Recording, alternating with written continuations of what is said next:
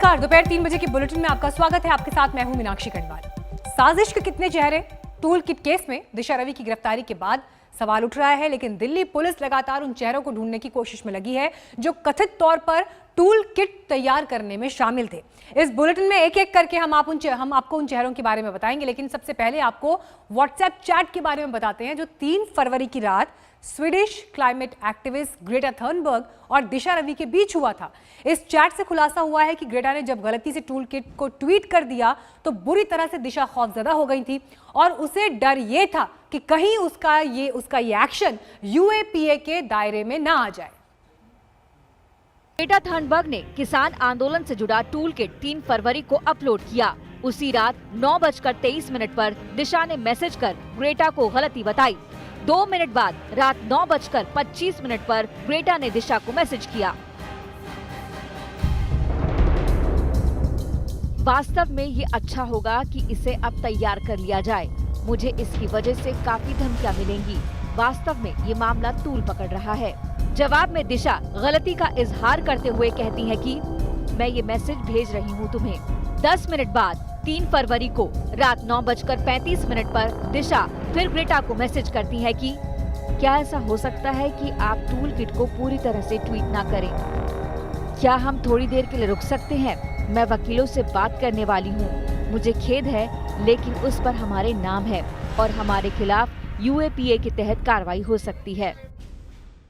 Delhi police के हवाले से पहले इस बात का खुलासा कर दिया था कि दिशा रवि ने ही वो टूल किट ग्रेटा थर्नबर्ग को भेजा था, जिसे ग्रेटा ने गलती से ट्वीट कर दिया था। आज तक के पास दिशा रवि और ग्रेटा का व्हाट्सएप चैट भी मौजूद है, जिसमें टूल किट के लीक होने के बाद दिशा बेहद घबराई हुई हैं। दिशा ग्रेटा से कहती हुई दिखाई दे रही हैं कि अब हम पर यूएपीए का केस लग सकता है, इसलिए ग्रेटा तुम वो ट्वीट डिलीट कर दो। इसके अलावा बातचीत में दिशा बेहद घबराई हुई हैं। वो लगातार ग्रेटा को समझाती बुझाती नजर आ रही हैं। साथ ही ये भी कह रही हैं कि तुम मत घबराओ, मैं अपने वकील से बात करती हूँ।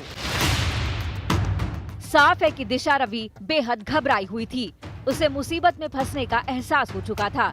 इसका एक मतलब ये भी था कि उसे पता था कि जो टूल किट उसने ग्रेटा को भेजा था उसमें सब कुछ सामान्य नहीं था।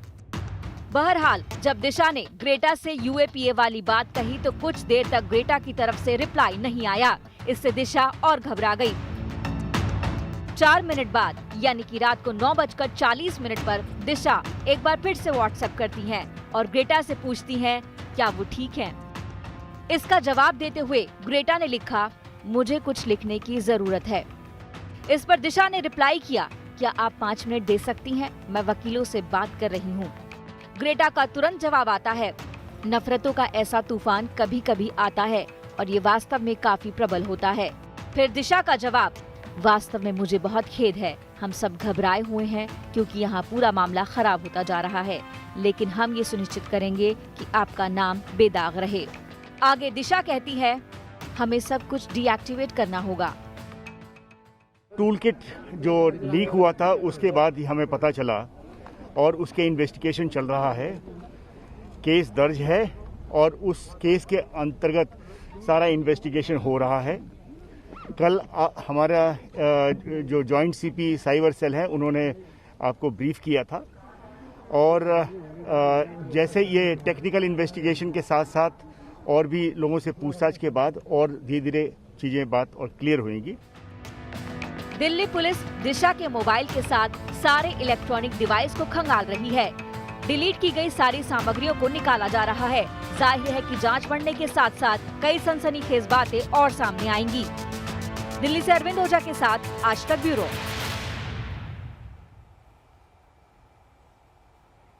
और अब बात साजिश के चेहरों की। टूल किट केस में आज एक और चेहरे की एंट्री हुई और ये चेहरा है कनाडा में रहने वाली अनीता लाल का।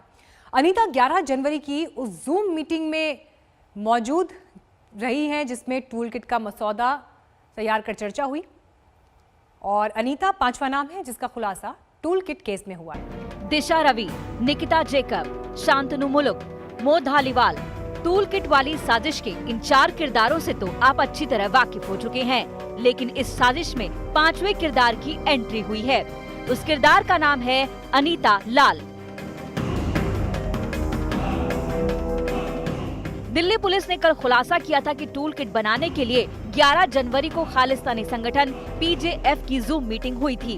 करीब 70 लोग शामिल हुए थे। ज्यादातर लोग मीटिंग में अपनी पहचान छिपाकर शामिल हुए थे। इन तकरीबन 70 लोगों में पुलिस ने 5 लोगों की पहचान की है। उन्हीं में 5वां किरदार है अनीता लाल का। 11 जनवरी 2021 को ask why India campaigners poetic justice foundation ने एक जूम मीटिंग का आयोजन किया, जिसको निकिता, शांतनु, एमओ धालीवाल व अन्य व्यक्तियों ने अटेंड किया। इस मीटिंग के दौरान निर्णय लिया गया कि इस कैंपेन को विश्व स्तर पर फैलाया जाए और धालीवाल का मकसद इस मुद्दे को बड़ा बनाना और किसानों के बीच असंतोष व गलत जानकारी फैलाना था। इस जूम मीटिंग के मुताबिक निकिता, शांतनु और दिशा ने मिलकर टूल किट का ड्राफ्ट तैयार किया था। अनीता लाल के बारे में कहा जा रहा है कि वो कनाडा में रहती है। वो पोएटिक जस्टिस फाउंडेशन के संस्थापक मो धालीवाल की करीबी हैं। अनीता लाल वर्ल्ड सिख ऑर्गेनाइजेशन की सह संस्थापक भी हैं। पुलिस के मुताबिक टूल किट तैयार करने में अनीता लाल भी शामिल थी। जांच कर रही दिल्ली पुलिस इस मामले में हर रोज नए खुलासे कर रही है। हर रोज नए किरदार सामने आ रहे हैं। अब नया किरदार सामने आया है अनीता लाल का। अनीता लाल कनेडियन मूल की महिला है। एमओ धालीवाल खालिस्तानी समर्थक की बेहद करीबी मानी जाती है। साथ ही साथ पोएटिक जस्टिस फाउंडेशन की को फाउंडर मेंबर भी हैं। दिल्ली पुलिस सूत्रों के मुताबिक 11 जनवरी को जो जूम मीटिंग हुई थी उसमें अनीता लाल भी शामिल है। साथ ही साथ टूल किट को जो क्रिएट किया गया था उसकी one of the mastermind Anita Lal भी हैं। टूल किट के 5 किरदारों में धालीवाल और अनीता लाल देश के बाहर रहते हैं, लेकिन बाकी 3 देश में, जिनमें दिशा की गिरफ्तारी हो चुकी है, जबकि शांतनु और निकिता की जोर शोर से तलाश की जा रही है। टूल किट केस से जुड़े ट्वीट खंगालने पर दिल्ली पुलिस को और भी चौंकाने वाले नाम मिले हैं। एक नाम है पीटर फेडरिक का। बीच में एक अटपटा सा नाम दिखेगा आपको, दैट इज़ पीटर फ्रेडरिक। अब आपका सवाल ये है कि पीटर फ्रेडरिक साहब कौन है, तो इंडियन सिक्योरिटी एस्टैब्लिशमेंट इनको जानता है 2005-6-7 से। इनका नाम उभरा था। एक भजन सिंह भिंडर साहब हैं, बीएस भिंडर एलियस इकबाल चौधरी, जो आईएसआई की K2 डेस्क के बहुत पुराने प्रोपोनेंट रहे। उनके साथी होने की वजह से इनका नाम 2006-7 से इंडियन सिक्योरिटी एजेंसीज़ के रडार पे रहा है। पीटर फ्रेडरिक साहब कई सारे ऑर्गेनाइजेशंस चलाते हैं बीएस भिंडर साहब के साथ, और बीएस भिंडर साहब खुद पहले कभी ड्रग्स की स्मगलिंग के लिए, कभी फायर आर्म की पेडलिंग के लिए, काफ़ी लंबा इनका इतिहास रहा है। जांच में सामने आया है कि पीटर फेडरिक को टैग कर कई ट्वीट किए गए हैं। पीटर 2006 से खालिस्तानी आतंकी भजन सिंह भिंडर और इकबाल चौधरी के संपर्क में है।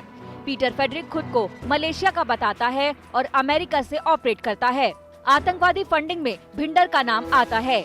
इकबाल सिंह पाकिस्तान की खुफिया एजेंसी इंटर सर्विसेज इंटेलिजेंस की ओर से संचालित K2 डेस्क का मुख्य चेहरा है। ऐसे में इकबाल का नाम टूल किट के रिसोर्स में क्यों डाला गया, इसकी जांच चल रही है।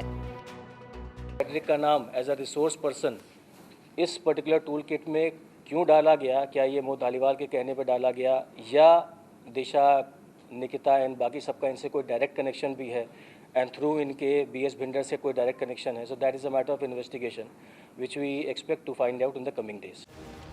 साफ है टूल किट का जाल फैलता जा रहा है। दिल्ली से मुनीश चंद्र पांडे, तंसीम हैदर और अरविंद ओझा के साथ आज तक ब्यूरो। टूल किट केस, दिशा रवि की गिरफ्तारी का विपक्ष और सामाजिक कार्यकर्ता विरोध कर रहे हैं, लेकिन दिल्ली पुलिस की कमिश्नर SN श्रीवास्तव ने दिशा की गिरफ्तारी को बिल्कुल सही ठहराया है। जहाँ तक दिशा की गिरफ्तारी की बात है, गिरफ्तारी बिल्कुल कानून के अनुसार और सारी जो प्रोसीजर को फॉलो करते हुए दिशा की गिरफ्तारी हुई है। कानून ये उसमें 22 साल की उम्र का और 50 साल की उम्र में कोई उसमें डिफरेंस नहीं करती है, और हमने सारी चीज़ को देख लिया। उसको अंततः कोर्ट में पेश किया गया। कोर्ट में जो मेट्रोपॉलिटन मजिस्ट्रेट हैं उसको गिरफ्तारी को सही मानते हुए उसको पुलिस हिरासत में 5 दिन के लिए दिया। तो ये जो लोग कहते हैं कि गिरफ्तारी में कोई कमी रही है, वो बिल्कुल मिथ्या है। दिल्ली पुलिस का भी आपने दावा यहां पर सुन लिया। एक ब्रेक के लिए हम यहां रुक रहे हैं, लेकिन फौरन लौटेंगे और अपडेट्स के साथ। देखते रहिए आज तक।